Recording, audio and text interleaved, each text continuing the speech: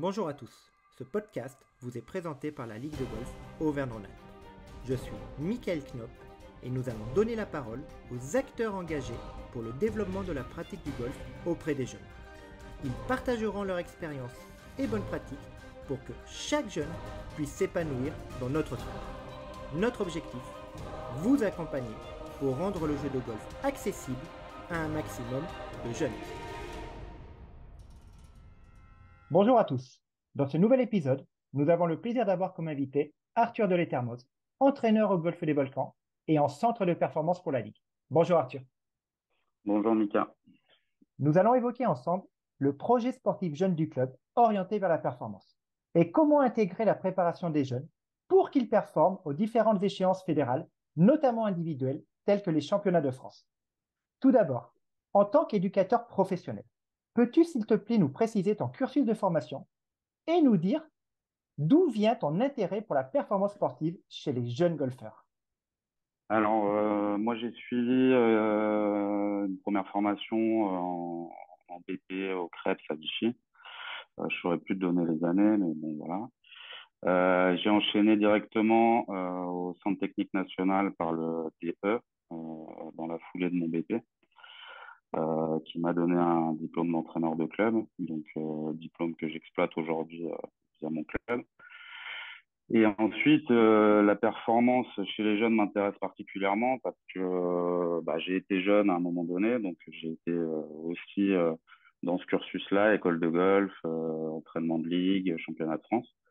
Donc c'est quelque chose qui m'a toujours passionné depuis tout petit et je voyais mon métier d'entraîneur plus axé là-dessus que sur un métier d'enseignant lambda ou practice, quoi. Voilà. Toi-même, tu as vécu les championnats de France en tant que junior. Moi-même, j'ai vécu les championnats de France en tant que junior. Donc, je peux en parler. J'ai vécu ce stress-là, j'ai vécu cette envie. Donc, voilà. Aujourd'hui, tu coordonnes la mise en place du projet sportif du Golfe des Volcans, avec notamment Oui, un volet formation jeune orienté vers la performance, justement. Quand on parle de oui. performance au sein d'une école de golf, concrètement, on parle de quoi, Arthur?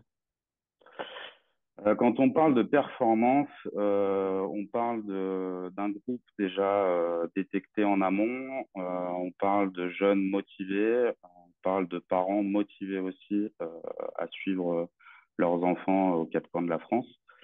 Quand on parle de performance, on parle d'outils de performance, c'est-à-dire tout ce qui va être outils technologiques, outils statistiques et des choses comme ça. On parle d'énormément de suivi, tous ces facteurs-là qui sont un peu entre guillemets hors école de golf, parce que c'est vrai qu'on a tous des écoles de golf où on est là le mercredi et le samedi. À partir du moment où on commence à faire de la performance, j'ai envie de dire, c'est presque tous les jours que ça se travaille. Donc, c'est un peu différent et c'est un investissement du club et de l'enseignant ou de l'entraîneur qui est complètement différent. Pour ceux qui nous écoutent et qui seraient novices, on parle en tant que technicien de facteurs de la performance. Tu peux nous les rappeler, s'il te plaît? Facteur de la performance, bon, on a le facteur technique, physique et mental, dans lesquels on va inclure des spécificités bien précises selon les enfants. Mais les trois facteurs, on va dire majoritaires, sont ceux-là. Et comment ils sont intégrés au fonctionnement de l'école de golf et cela implique quoi comme particularité dans l'organisation? Alors, dans l'école de golf, en tout cas, moi, chez moi, on a un préparateur physique qui est là tous les mercredis avec le groupe Performance, qui est en binôme avec moi toute l'après-midi. Donc, ça induit que les enfants arrivent en général à 13h30 pour s'échauffer et repartent environ vers 17h30. Donc, ils restent l'après-midi entière. Euh, on inclut le physique ou en renforcement sur la partie hivernale ou en associé sur la partie, on va dire, un peu plus estivale. Et moi, j'ai pas de préparateur mental, mais on induit en fait avec le physique, on peut aussi travailler l'endurance mentale, qui est aussi un facteur assez important à la performance, c'est-à-dire leur capacité à être dans le dur et à essayer de s'en sortir. Donc ça, c'est aussi très très important. Et puis après, forcément, ça demande des moyens financiers pour le club, c'est-à-dire que le préparateur physique, c'est un intervenant supplémentaire, donc c'est un salaire de plus à payer. Donc, voilà.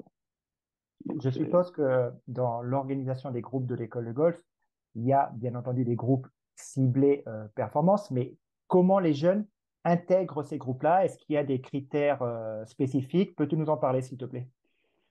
on a des critères spécifiques qu'on suit pas à la lettre, mais en fait, on a une idée globale. C'est-à-dire que notre école de golf part de la base, c'est-à-dire les bébés, qu'on intègre chez nous à partir de 4 ans.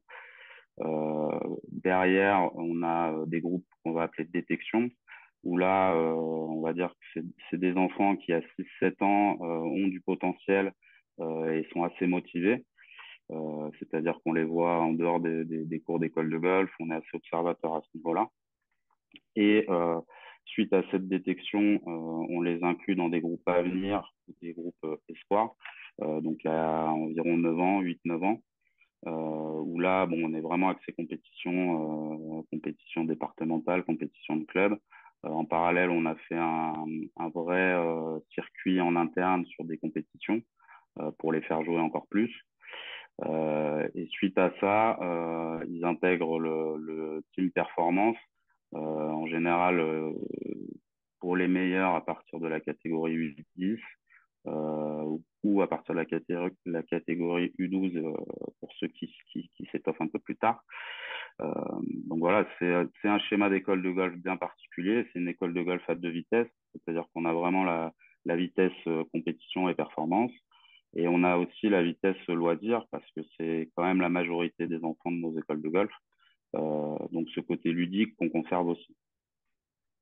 Et si on parle de volume d'entraînement, donc c'est a priori et forcément pas le même entre les différents niveaux. Quel est le volume d'entraînement pour les jeunes qui justement prétendent au championnat de France, par exemple? Alors le volume d'entraînement, comme je disais tout à l'heure, déjà c'est tous les mercredis hors vacances scolaires sur des durées de 3h30, 4 heures. Ce qui représente quand même un volume horaire. On a à peu près 30 séances, donc on n'est pas loin de 120 heures, ce qui est déjà assez conséquent. En parallèle, ils ont un suivi individuel sur du cours indiv environ une fois par mois. Donc ça représente une dizaine d'heures individuelles. Si on a besoin d'en faire un peu plus pour préparer des tournois spécifiques, on ne ferme pas la porte à les convoquer sur certaines dates. Donc ça représente un volume assez conséquent et aussi un volume d'entraînement en autonomie assez conséquent parce que c'est vrai qu'on fait 1 heure d'indiv par mois, mais l'idée c'est de pouvoir retravailler en autonomie à côté. Le principe de l'entraînement et le principe, à mes yeux, de la performance, c'est surtout créer l'autonomie de l'enfant, c'est-à-dire apprendre à s'entraîner et plus apprendre à taper la balle. Donc, ce qui est quand même différent par rapport à un cours lambda ou par rapport à une école de golf lambda où on va apprendre le mouvement. Bien sûr, on intervient techniquement, mais ce qui est important, c'est la mise en situation, c'est la façon de s'entraîner, c'est la difficulté de l'exercice, c'est tout cet aspect-là, en fait, qui est un peu différent de ce qu'on peut voir au niveau traditionnel. Et quelle est la place du matériel d'analyse technologique dans le travail de la performance avec les jeunes golfeurs? Alors, le matériel, enfin, tout ce qui peut être Trackman notamment, alors on va l'utiliser, on va dire, sur la préparation hivernale, on va dire, pour caler le joueur, c'est-à-dire lui mettre un swing qui nous paraît cohérent, qui est en relation avec la recherche de trajectoire qu'il peut avoir. On va l'utiliser pour un étalonnage sur la partie estivale et j'ai même envie de dire un étalonnage assez régulier parce que selon les conditions météo, on peut avoir des variations. On va utiliser la vidéo pour vérifier que les séquences sont quand même toujours à peu près ce qu'on veut. Après, nous, on a des plaques de force qu'on peut utiliser en vue de gagner en puissance, notamment pour certains. Et puis voilà, après, bon, le Trackman, on l'utilise assez régulièrement aussi pour qu'ils aient une connaissance de leur swing. Moi, j'attache assez d'importance sur le côté connaissance enfin, comment fonctionne le club pour que la balle puisse faire ce que je veux. Donc, le TrackMan nous fait beaucoup gagner du temps à ce niveau-là. C'est-à-dire ils comprennent beaucoup plus vite et on avance beaucoup plus vite dans le travail technique. Voilà. Et pendant les entraînements en club, quelle est la place du jeu sur le parcours? Est-ce que c'est uniquement, je dirais, du temps individuel hors entraînement ou est-ce que pendant les entraînements, il y a un vrai travail spécifique qui est fait sur le parcours? Alors, ça c'est une bonne question. Le jeu, nous on a une spécificité, c'est qu'on est à 1000 mètres d'altitude, donc forcément l'hiver, le jeu on le met un peu de côté parce qu'on n'a pas le choix. Euh, Ce qui nous permet en fait de séquencer l'entraînement sur la partie hivernale, la partie estivale. C'est-à-dire que l'hiver, on va mettre le jeu de côté, on va travailler techniquement sur les différents secteurs de jeu. On va enlever un peu le côté perf et puis on va travailler beaucoup plus le côté technique. Euh, et après, sur la partie un peu plus estivale, on va réintégrer le jeu de façon majoritaire, c'est-à-dire beaucoup de parcours à thème, c'est-à-dire beaucoup aussi d'ateliers, que ce soit autour du putting green, axé sur la performance. On peut aussi axer beaucoup le jeu, préparation de tournois, organiser des thèmes de travail qui correspondent aux parcours qui vont jouer dans les semaines à venir. Si on a besoin de driver beaucoup, on va les mettre sur le parcours, sur les backtee pour qu'ils soient obligés de jouer le driver. Si on doit jouer sur du parcours un peu plus ciblé, on a un parcours compact, donc ça nous permet de travailler un peu plus du golf un peu target. Le jeu, on l'adapte vraiment avec les besoins.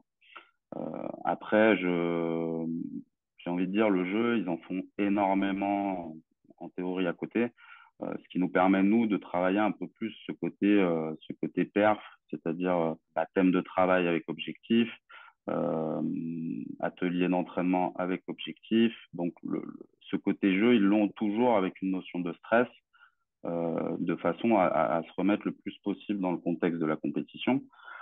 Parce qu'en fait, il n'y a pas de performance, il n'y a pas de stress, quoi. Donc, c'est aussi simple que ça. C'est la différence entre je vais jouer le samedi avec les copains et puis je vais jouer le dimanche et j'ai la carte de sport dans la poche, quoi. Donc, Alors, ça me paraît assez important.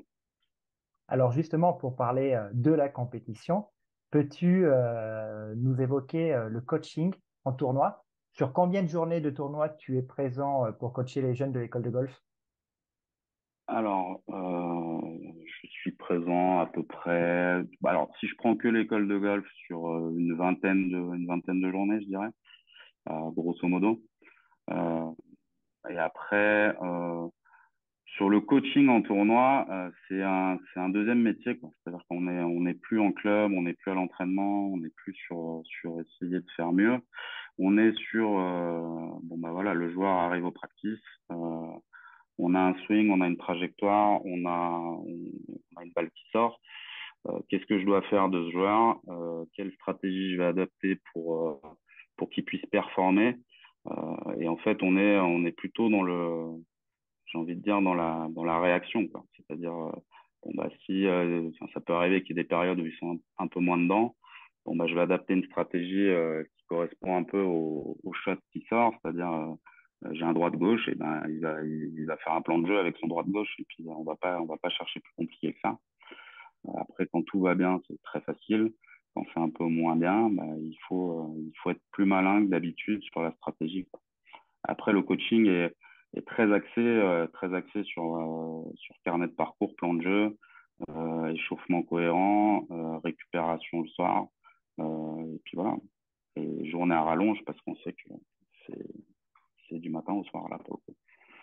Donc voilà. Et tu me confirmes bien là que quand tu parles de coaching, on ne parle pas que des championnats par équipe, on parle bien, toi dans ton cas, tu vas sur des grands prix jeunes Oui, dans le cadre du club pour le suivi de la performance individuelle. exactement. Oui, moi, en fait, j'encadre un certain nombre de grands prix jeunes, ça dépend des années. En général, j'aime bien y aller en début de saison, fin mars, début avril, pour voir aussi où ils en sont sur le jeu, parce que bah, l'entraînement, comme je disais, c'est toujours un peu plus simple.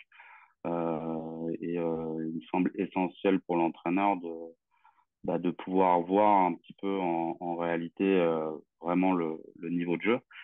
Donc moi, j'encadre en général 2, voire 3 grands prix jeunes, si j'ai le temps, parce que c'est toujours pareil, hein, les différentes catégories font qu'ils ne sont pas forcément tous sur les mêmes tournois. Je privilégie beaucoup les reconnaissances si jamais j'ai pas le temps. Je vais beaucoup sur les recos. J'essaie de voir au moins un tour pour voir quand même comment ils réagissent. Et après, par contre, j'axe beaucoup sur la filière championnat de France, c'est-à-dire au niveau Rhône-Alpes, Auvergne, on est sur les mérites, les 2 tours de mérite et après le championnat de France. Je te propose maintenant d'aborder le côté budgétaire, côté parent. Combien coûte l'inscription annuelle à l'école de golf d'un jeune dont le niveau sportif lui permet de s'engager dans cette recherche de performance que l'on évoque? Alors, chez nous, les modules performance sont entre 600 et 700 euros selon les années et selon ce qu'on met dedans. Le club en prend une grosse partie parce que 700 euros, ça paye pas la saison, ça paye pas le coaching, ça paye pas tout ça. Donc nous, on a la chance d'avoir un club qui investit énormément sur ses jeunes. Donc voilà. Et après, sur la partie financière au niveau des parents, les tournois coûtent cher selon les tournois qu'ils font. Il faudrait poser la question à un parent, mais je pense qu'un parent, j'ose même pas dire le chiffre en fait, de ce que ça peut lui coûter, mais, euh, mais ça coûte un peu cher. C'est pour ça que ce que je disais en amont, c'est que euh, la détection pour la performance, elle n'est pas limitée au potentiel de l'enfant. Elle est aussi malheureusement catégorisée par des finances qui permettent de suivre tout ça. Et c'est vrai que nous, on a la chance au Volcan. Moi, c'était un peu le projet que je voulais monter du départ, c'est-à-dire que je voulais pouvoir faire de la performance accessible à tous les jeunes, que le portefeuille ne soit pas un frein. Et c'est pour ça qu'on a une école de golf, entre guillemets, qui est peu chère par rapport à la prestation qu'on peut apporter. Parce qu'en fait, on sait que le sport de haut niveau coûte cher et je pense que les clubs doivent s'investir pour que les enfants puissent être dans ce cursus de vouloir faire du haut niveau. C'est ma vision des choses. Après, certains voient les choses différemment. Mais bon, moi, j'ai la chance de pouvoir le faire avec mon club. Et tu as parlé donc effectivement de l'investissement donc du club et je suppose qu'il y a aussi un vrai enjeu que les meilleurs jeunes de l'école de golf viennent alimenter les équipes une, messieurs et dames. Comment s'effectue cette passerelle?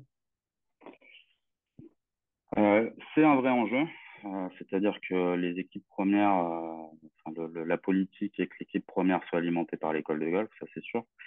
Euh, la passerelle, elle se fait entre guillemets via déjà les équipes U16, parce que les formats des équipes U16 sont semblables aux équipes premières. Et on va dire qu'arrivé à un certain niveau de jeu, on commence à les intégrer sur l'équipe première. Donc forcément quand le niveau de jeu leur permet, hein, bien sûr, hein, c'est-à-dire que on les met pas trop vite non plus dedans. Euh, mais l'idée, c'est que la passerelle, en général, elle se fait première année. En général, ils suivent l'équipe première, ils cadèillent, ils vivent avec le groupe et ils s'intègrent. Et en général, l'envie et j'ai envie de dire la vie de groupe fait qu'ils ont envie de progresser et ça crée l'émulation, quoi. Donc ça se fait un peu tout seul. Et il n'y a pas vraiment j'ai envie de dire, il n'y a pas vraiment de méthode, quoi. C'est pas parce que voilà, aujourd'hui je suis 5 d'index que je vais arriver en équipe première. Non, il faut que enfin, la vie en équipe, il faut qu'il y ait une notion de groupe et une notion de collectif très présente. Alors, merci Arthur. Le Golfe des Volcans a un vrai historique sportif et fait partie des rares clubs qui peuvent inscrire, qui ont inscrit à son palmarès, en tout cas, une participation en Goulouiou, la première division nationale des équipes messieurs. C'était de mémoire en 2007. Si on parle d'objectifs, tu as évoqué les équipes U16. Quels sont Mm. les objectifs du club concernant les équipes U16? Alors, à l'heure où on enregistre ce podcast, nous sommes au mois de juillet. Tu reviens depuis peu des championnats. Mm. L'équipe garçon est montée, l'équipe fille s'est maintenue. Quel est l'objectif pour 2024? S'il est déjà fixé, bien sûr. On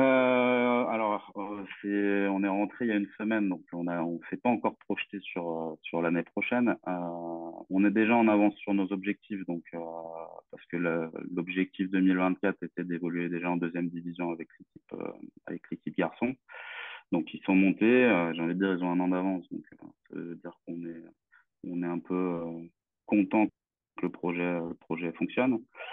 Euh, Très honnêtement, on a une équipe très jeune chez les garçons. Donc, si on a une vision à 2 ans, j'ai envie de dire, l'idée est d'aller jouer la première division, très clairement, et de voir ce qu'on peut faire une fois qu'on y est. Après, chez les filles, ça va être plus compliqué parce que chez les filles, bon, bah, de toute façon, on sait qu'au niveau national, c'est compliqué de créer des équipes chez les jeunes. Là, on est maintenu en première division. J'ai envie de dire que l'objectif, c'est déjà de pouvoir y retourner l'année prochaine parce que j'ai deux U16 qui passent U18. Donc, sur une équipe de 3, ça fait déjà 2 filles de moins. Donc, l'idée, ça va déjà être de pouvoir la rejouer. Et après, bah, une fois qu'on y est chez les filles, l'idée, ça a toujours été de se maintenir en essayant de jouer le titre. Cette année, on n'y est pas arrivé parce qu'on a joué le maintien. Euh, j'ai envie de dire que chez les filles, on est sur une période au sein de notre école de golf qui va être un peu compliquée en termes de performance. On en forme parce on a des petites qui arrivent derrière, mais on va avoir, à mon avis, un trou générationnel comme on peut avoir certaines années. Euh, je pense qu'on va beaucoup axer sur l'équipe garçon à partir de l'année prochaine. On avait beaucoup axé sur l'équipe filles depuis des années, donc ça tourne un peu, c'est pas plus mal, mais c'est vrai qu'on a du mal à former des filles. On a vraiment du mal. Merci Arthur. Alors, pour conclure ce podcast, le golf est un sport exigeant et qu'il est encore plus lorsqu'on parle de performance chez les jeunes golfeurs.